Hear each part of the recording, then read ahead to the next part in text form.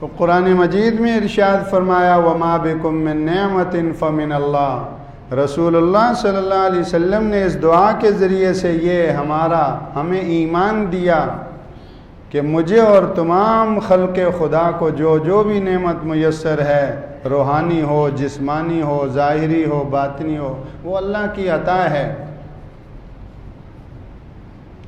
لیکن عام طور پر یہ ہوتا ہے کہ اللہ جل شانہ کی بے شمار وہ نعمتیں ہوتی ہیں جو اسباب کے توسط سے بندوں کو ملتی ہیں۔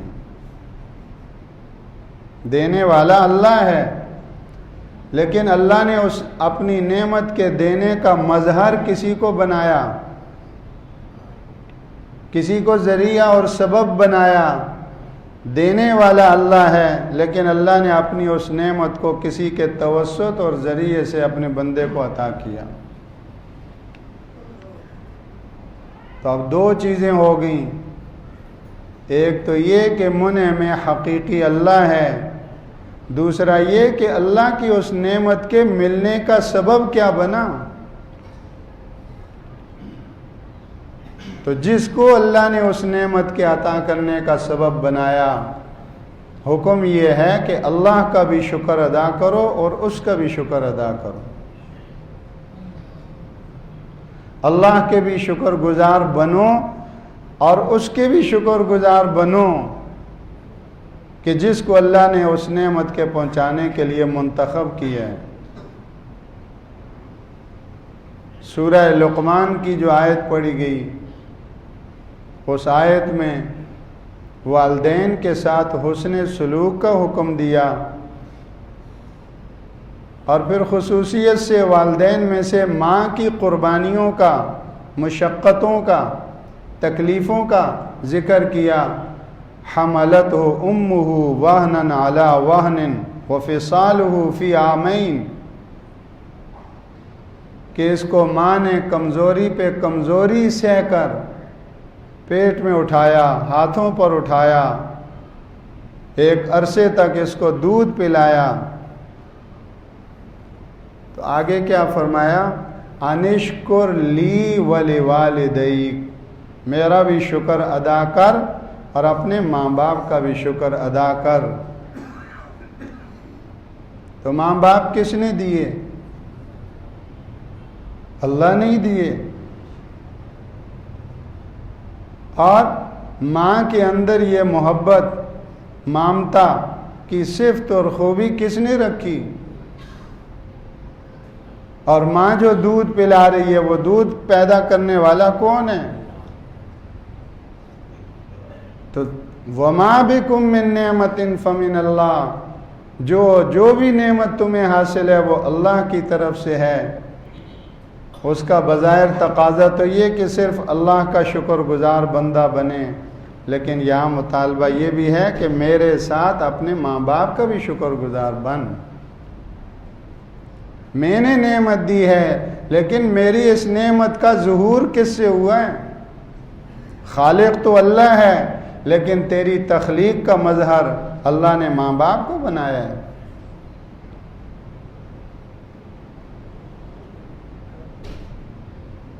اس لیے اللہ کی طرح، جس طرح اللہ کا شکر گزار بندہ بنے، دل میں یہ احساس زندہ ہو کہ اللہ کی یہ نعمت ہے، اللہ کا انعام ہے، اس کا احسان ہے، اسی طرح ماں باپ کا بھی احسان مند ہو۔ انشکر لی ولوالدی، ماں باپ کے بارے میں بھی دل میں یہ احساس زندہ رہے کہ ان کی قربانیاں ہیں، ان کے احسانات ہیں، ان کی محنتیں ہیں۔ اور اگر ماں باپ کا شکر گزار نہ بنا، ماں باپ کے احسانات کا احساس دل میں زندہ نہ رہا، تو یہ پھر نتیجتاً کیا ہوگا؟ اللہ کا بھی شکر گزار بندہ نہیں ہوگا۔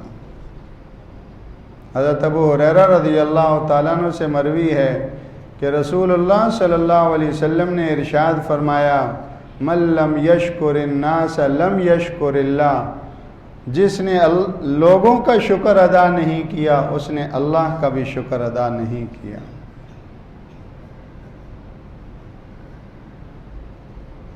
ہمارے حضرت لدینی نور اللہ مرقدہ فرماتے تھے کہ لوگوں سے ملتا ہوا نظر آتا ہے،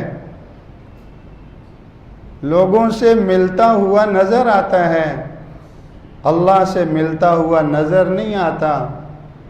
تو جہاں سے ملتا ہوا نظر آتا ہے، جب یہ اس کا شکر ادا نہیں کرتا تو جہاں سے ملتا ہوا نظر ہی نہیں آتا اس کا شکر کیسے ادا کرے گا؟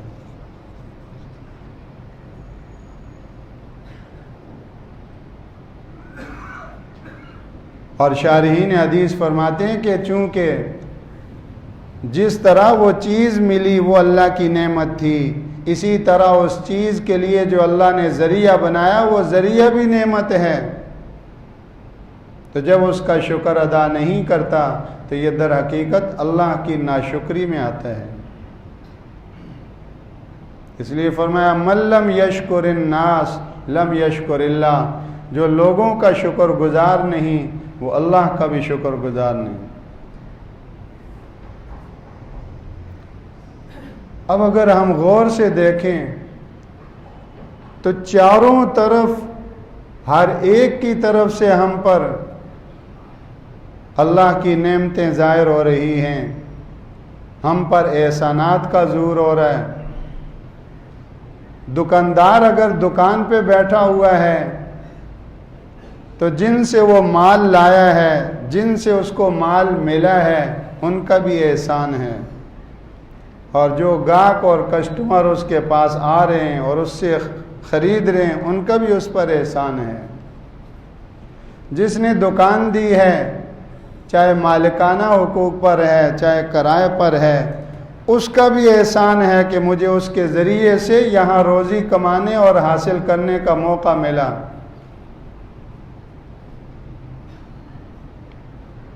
ماں باپ ہیں، اولاد ہے، اولاد کی وجہ سے ہم ماں باپ بنے ہیں۔ ماں اور باپ کی عزت، مقام، مرتبہ یہ اولاد کی وجہ سے ہمیں ملا ہے۔ دائیں بائیں جس کو دیکھو ہر ایک کا میرے اوپر احسان نظر آئے گا اور مجھے سب کا شکر گزار بننا پڑے گا۔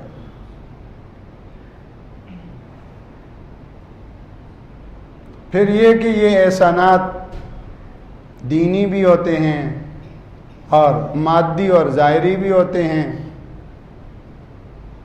اس وقت کے اعتبار سے ایک مثال عرض کی جائے، رسول اللہ صلی اللہ علیہ وسلم محسن اعظم ہیں، محسن انسانیت ہیں۔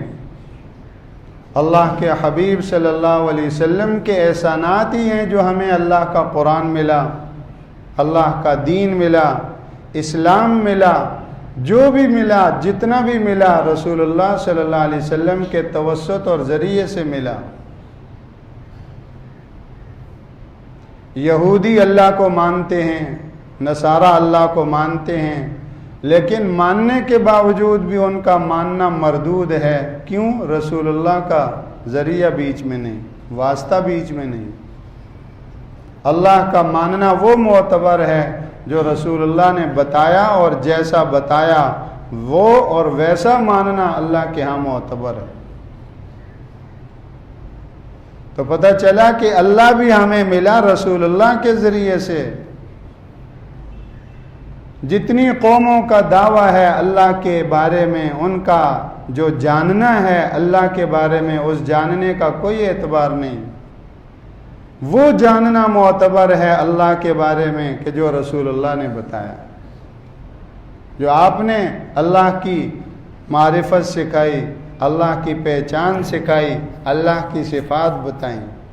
تو اللہ ملا رسول اللہ کے ذریعے سے، قرآن ملا رسول اللہ کے ذریعے سے، اسلام ملا رسول اللہ کے ذریعے سے، اور قرآن اور دین اور اسلام کے توسط سے جتنا بھی ملا وہ رسول اللہ صلی اللہ علیہ وسلم ہی کے ذریعے سے تو ملا۔